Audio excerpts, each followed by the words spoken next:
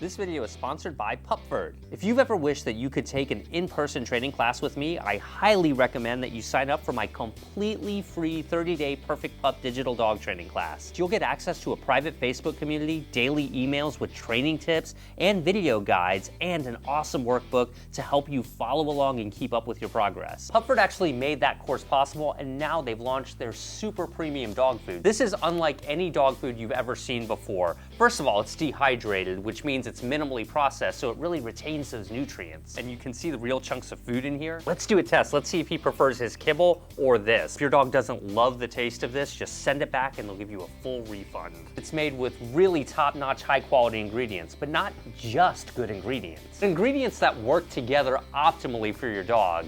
You ate all of that. Like you, when dogs eat better, they feel better. And that can make all the difference when it comes to training them. Pupford is a great food whether your dog is a puppy, and it's also great to help them maintain optimal nutrition as they get older too. I'm gonna have a link below where you can try out Pupford's premium dog food. Click thumbs up for Angus, make sure you're subscribed to my channel, and follow us on Instagram. Post a picture of your dog, tag @ZachGeorge, and use #DogTrainingRevolution, and I'll feature some of my favorites. Very often, training isn't about what you're working on specifically, but where you're working on it and what context you're working on it. In my last lesson with Angus, we did some distraction training around lots of different birds. Angus is pretty good on the basics when we're at home and all of that, but I thought it would be good to test his basic behavior out here in this very exciting setting and in the presence of other dogs. There's a dog park behind me right now. There's a few dogs running around. He's kind of taking note of them, and I'm just giving him a little bit of time to adjust out here, really take it in, get used to seeing dogs at a distance. We have this black and white dog running around over here, and you can see Angus is paying attention.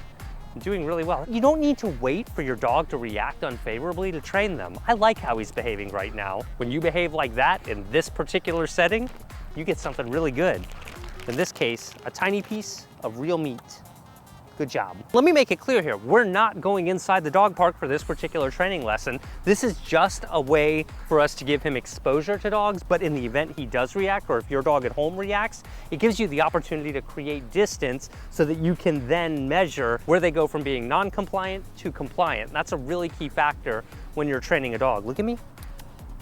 Here, there we go. I'm gonna let him go up and check it out a little more. Now he's picking up all of those scents there from all of those dogs. Got some people walking by. Let me see if I can get his attention on me.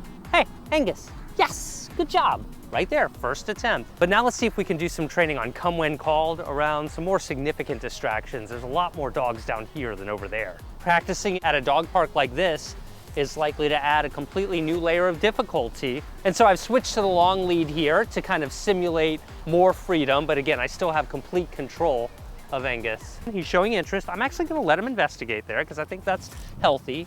I'm many feet away from him. He's over there checking out the dogs. Angus, come.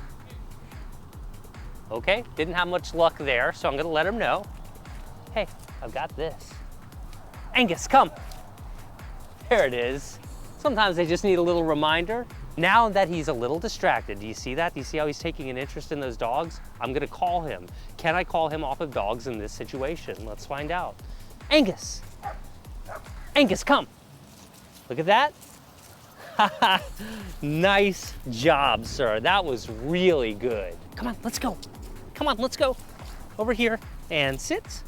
Good job. So I was able to get his attention off of that adorable puppy over there. If your dog is playing with other dogs, you want to be able to call them off of those other dogs, but you have to be able to do this first before you can expect your dog to listen to you inside of that dog park.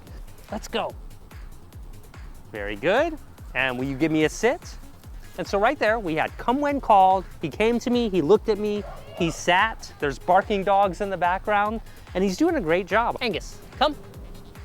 A little hesitation there, that's okay though. Good job. So I got him to come to me voluntarily without having to lure him that time.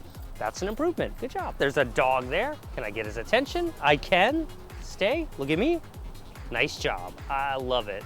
And as you can see, Angus is very relaxed right now. This is a really good moment for capturing calm behavior. When you do capture your dog behaving calmly in a situation just like this with dogs just a few feet away, be sure to reinforce that and let them know, hey, I like that you're behaving like this. See, the more experience your dog has at actually listening to you in distracting scenarios where you're really focused on them, the more likely it is they're gonna pay attention to you when it really counts. This is gonna vary a lot from dog to dog, but what you should eventually find is that The more you take your dog to a setting like this and just kind of let them hang out, the more that you should see normal behavior just like you would see at home, for example. If your dog is a lot more energetic than this or you're having issues, make sure you give your dog some vigorous exercise right before you do a training session like this. It's much easier to communicate with a dog that's had some exercise than one who has a lot of pent-up energy. Don't be discouraged if you don't have results this great. You'll get there.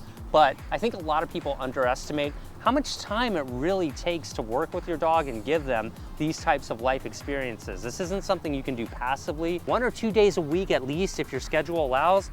You know, plan on going out to a park like this for 3 hours at a time and just letting your dog exist out there and doing some really light training like look at me or come when called or any other number of things. And it's important to repeat training sessions like this over many months so that your dog really learns how to behave in a broad set of circumstances. I'm gonna have a link to Pupford's super premium dog food in the description of this video and a link to my totally free digital dog training class, 30-Day Perfect Pup. Be sure to post a picture of your dog on Instagram, tag @ZachGeorge, that's me, and add #DogTrainingRevolution. I'll share some of my favorites. Click thumbs up for Angus, he did a great job today, and make sure you're subscribed to my channel. See you guys next time.